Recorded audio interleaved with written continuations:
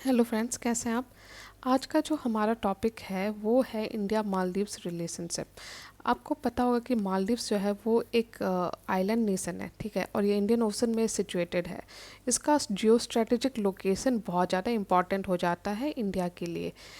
हमारा हिस्टोरिकली अगर देखें तो बहुत सारा जो डायस्पोरा है वो मालदीव्स में है, और इसलिए हमारा एथनिक, लिंग्विस्टिक, कल्चरल और रिलीजियस लिंकेज भी या सिमिलरिटी भी देखने को मिलता है। चाइना जो है वो रिसेंटली चाहता है कि अपना जो फुटप्रिंट है वहाँ वो बढ़ाए। वो चाहता है कि मालदीव्स में जो गवर्नमेंट हो वो उसके कंट्रोल में रहे, ताकि वो उसका जियो स्ट्रेटेजिक यूज़ कर सके पूरे इंडियन ओशन रूट को, और साथ में इंडिया के अगेंस्ट। आपको पता होगा कि रिसेंटली श्रीलंका में भी चाइना ने अपना सिप उतारा, ठीक है, वहाँ पे डॉक किया, जो कि इंडिया नहीं चाहता और इंडिया के नेशनल इंटरेस्ट के अगेंस्ट है। तो मालदीव्स में भी सिमिलरली चाइना चाहता है, और वो रह रह के डिफरेंट तरीके से मालदीव्स में इन्वॉल्व रहा है। तो आपको इस बात को ध्यान में रखते हुए इस पूरे आर्टिकल को समझना होगा। देखिए, जो इंडिया मालदीव्स रिलेशनशिप है, वहाँ पे आप रिसेंटली देखा गया है कि इंडिया आउट कैंपेन किया गया in Maldives just to decrease India का इन्फ्लुएंस इन मालदीव्स। जो बायलैटरल ट्रेड है वो है अराउंड $246 मिलियन, और मालदीव्स का सेकंड लार्जेस्ट ट्रेड पार्टनर जो है वो इंडिया ही है। और इंडिया सिर्फ इकोनॉमिक ही नहीं बल्कि मिलिट्री लेवल पे और ह्यूमैनिटेरियन लेवल पे भी मालदीव्स का समय समय पे हेल्प करता आ रहा है। चाहे वो सुनामी जब आया था मालदीव्स में, या वहाँ पे जब ड्रिंकिंग वाटर क्राइसिस हुआ था, और साथ में वहाँ के लोगों को भी इंडिया ट्रेनिंग देता रहता है फ्रॉम टाइम टू टाइम। साथ में वहाँ पे जो मिलिट्री सप्लाईज कई सारे उसमें भी इन्वॉल्व है। साथ में मालदीव्स का जो पूरा इकोलॉजिकल जो पूरा एनवायरनमेंट है, इकोलॉजी है, उसको भी सेफ गार्ड करने में भी इंडिया हेल्प कर रहा है मालदीव्स का। अगर हम एरिया ऑफ कोऑपरेशन देखें तो आपको उसमें है bilateral economic and trade relation, जिसमें आपका ग्रेटर माले कनेक्टिविटी प्रोजेक्ट है जो कि इंडिया डेवलप करेगा। उसी तरह सिक्योरिटी और डिफेंस कोऑपरेशन में भी हम इन्वॉल्व हैं, जैसे कि composite training centre, coastal radar system, मतलब वहाँ पे जो वहाँ की जो आर्मी है उसको ट्रेन करना, ये सब में भी इंडिया इन्वॉल्व है। फिर साथ में डेवलपमेंटल असिस्टेंस प्रोजेक्ट्स भी, जैसे Gandhi memorial hospital, Maldives institute of technical education. मतलब देखिए, हम सिर्फ मिलिट्री वाइज या हार्ड पावर ही नहीं बल्कि हम सॉफ्ट पावर को भी उतने ही अच्छे से यूज़ कर रहे हैं। उसके बाद ह्यूमैनिटेरियन असिस्टेंस, जैसा मैंने कहा कि 2004 में जब सुनामी आई थी, या 2014 में ड्रिंकिंग वाटर क्राइसिस हुआ था। उसी तरह अभी रिसेंटली अगर आप देखो तो कोविड का जो वैक्सीन है उसको भी सप्लाई करने में, और साथ में जो बाकी एरियाज़ हैं जैसे medical tourism, cultural exchange, people to people contact, इसमें भी हम एक्टिवली इन्वॉल्व हैं विद मालदीव्स। सिग्निफिकेंस देखें मालदीव्स का, तो जैसा मैंने कहा पहले कि जो पूरा इसका जो लोकेशन है, जियो स्ट्रेटेजिक लोकेशन है, वो इंडिया के लिए इम्पॉर्टेंट है। और मालदीव्स जो हमारे अलग अलग इंडियन पॉलिसीज़ हैं या इंडियाज़ फॉरेन पॉलिसी का जो पूरा डोमेन है उसमें, जैसे कि नेबरहुड फर्स्ट पॉलिसी या Sagar security and growth for all in the region, जिसे हम सागर कहते हैं, उसमें अगर बात करें तो इन्वॉल्व है। उसी तरह जियोपॉलिटिकली भी, जैसे कि चाइना का जो बेल्ट एंड रोड इनिशिएटिव है उसमें मालदीव्स है, जो कि इंडिया नहीं चाहता है ऑफ कोर्स, लेकिन तब भी मालदीव्स उसका पार्ट है।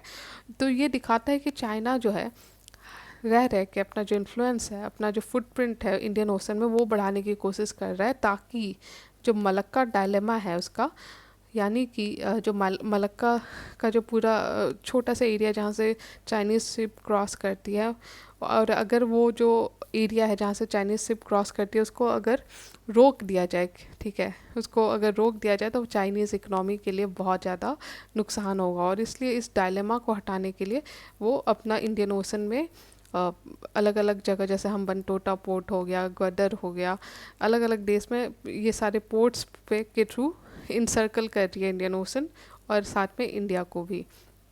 अगर जियो इकोनॉमिक एंगल से देखो तो 50% जो इंडिया का एक्सटर्नल ट्रेड है and 80% of energy import transit जो है वो पूरा, ये जो पूरा एरिया है, ठीक है, पूरा सी मूवमेंट ऑफ जहाँ से होता है, ठीक है, ये जो पूरा लाइन ऑफ कम्युनिकेशन है इंडियन ओशन का वहाँ से क्रॉस करती है।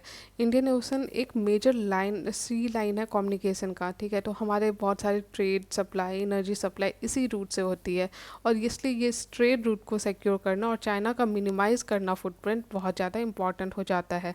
उसके बाद जो इंडिया जो है as a net security provider, मतलब ये जो जितने आइलैंड नेशंस हैं, चाहे वो मालदीव्स हो या श्रीलंका हो या मॉरिशस हो, इनको हम नेट सिक्योरिटी प्रोवाइडर, चाहे वो ट्रेडिशनल थ्रेट्स हैं या नॉन ट्रेडिशनल थ्रेट्स हैं, जैसे पायरेसी हो गया या एनवायरमेंटल प्रॉब्लम्स हो गया, तो हर एंगल से India as a net security provider in island nation का हेल्प करना चाहता है और इंडियन ओशन को और ज़्यादा सेफ सिक्योर्ड बनाना चाहता है।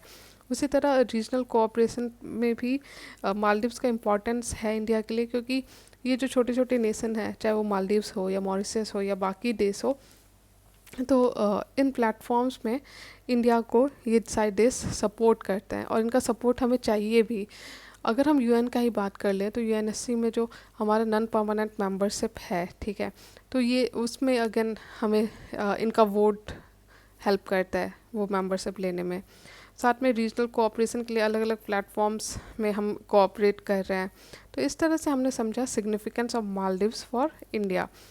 अगर हम बात करें चैलेंजेस की, तो पहला चैलेंज है कि डोमेस्टिक पॉलिटिक्स जो है मालदीव्स में, उसमें कहीं ना कहीं इंडिया फंस जाता है, क्योंकि चाइना थ्रू आउट कंट्रोल करने की कोशिश करता है वहाँ पे, वहाँ के रेजीम को। चाइना चाहता है कि हमेशा प्रो चाइना रेजीम रहे वहाँ पे, लेकिन वो इंडिया के नेशनल इंटरेस्ट के खिलाफ चला जाता है। तो ये जो पूरा डोमेस्टिक पॉलिटिक्स है इन मालदीव्स, ये थोड़ा सा इंडिया के लिए परेशानी क्रिएट करता है। और सेम चीज़ हमने नेपाल जैसे देश में भी देखा गया, जहाँ पे पॉलिटिसाइज किया जाता है ऑफ एंटी इंडिया स्टैंड्स। तो ये कहीं ना कहीं इंडिया के लिए चैलेंज क्रिएट करता है। दूसरा है कि चाइना का इन्फ्लुएंस, जैसा मैंने कहा कि चाइना हर प्रॉब्लम में कहीं ना कहीं आपको इंडिया के दिख जाता है, वो चाहे इकोनॉमिक प्रॉब्लम हो या इंटरनेशनल रिलेशन प्रॉब्लम हो। उसके बाद बहुत सारे वर्कर्स इंडिया से मालदीव जाते हैं काम करने, उनका जो कंसर्न है, और स्पेशली जो अनस्किल्ड वर्कर्स हैं मालदीव्स में, इंडिया हमेशा चाहता है कि उसका डायस्पोरा या उसके जो लोग कहीं भी रहे वो टोटली सिक्योर्ड रहे। वे फॉरवर्ड में यही है कि हमें ज़रूरी है कि हम अपना जो सिक्योरिटी कोऑपरेशन उसको और ज़्यादा डीप करें, जैसे कोलंबो सिक्योरिटी कॉन्क्लेव। और साथ में जो हमारा पहले था कि गुजराल डॉक्ट्रिन, जो उसमें हम नॉन रेसिप्रोसिटी का बात करते थे, जिसमें हम बात करते थे कि हम अपने जो नेबरिंग देश हैं उनका हेल्प करेंगे without expecting anything in return. इसी को कैरी ऑन करें, इसी को फॉलो करें और मालदीव्स का जितना हो सके उतना हेल्प करें, और इस तरह से अपने रिलेशनशिप को और ज़्यादा अच्छा करें। ठीक है, तो वही बात है कि मालदीव्स जैसे देश जो है हमारे नेबरहुड फर्स्ट पॉलिसी के इम्पॉर्टेंट पार्ट हैं, जो सागर डॉक्ट्रिन है उसका इम्पॉर्टेंट पार्ट है। और जो हमारा नेबरहुड फर्स्ट पॉलिसी है, इसमें हम हमेशा चाहते हैं कि अपने नेबर्स को हमेशा फर्स्ट रखें, उनका सबसे ज़्यादा हेल्प करें और उनको जब ज़रूरत हो, जितना ज़रूरत हो उतना हेल्प कर पाए। इंडिया की हमेशा ऐसी ही सोच रही है। तो आई होप आपको वीडियो अच्छा लग रहा है और समझ में आ रहा है। अगर समझ में आ रहा है तो प्लीज़ लाइक कीजिए और मेरे चैनल को सब्सक्राइब कीजिए। Thank you.